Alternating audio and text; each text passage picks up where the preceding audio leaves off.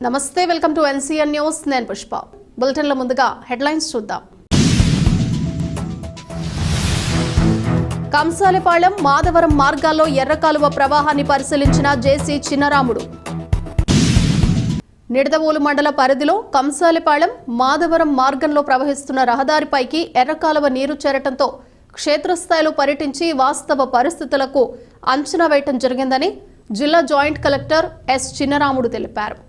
గురువారం కంసాలిపాలెం మాధవరం మార్గంలో ఎర్రకాలువ ప్రవాహాన్ని నిడదవోలు తహసీల్దార్ బి నాగరాజు నాయక్ ఇతర అధికారులతో కలిసి జేసీ పరిస్థితులను సమీక్షించారు.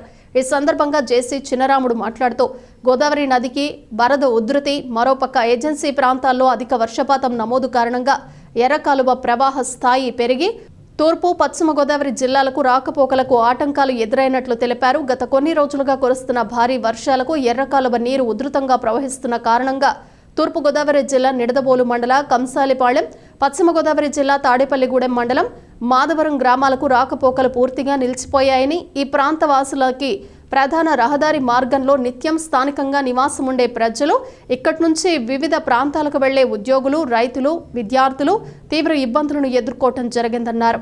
ఎటువంటి ప్రమాదం జరగకుండా హెచ్చరిక బోర్డులు ఏర్పాటు చేసి ప్రజల్ని అప్రమత్తం చేయటం జరిగిందన్నారు.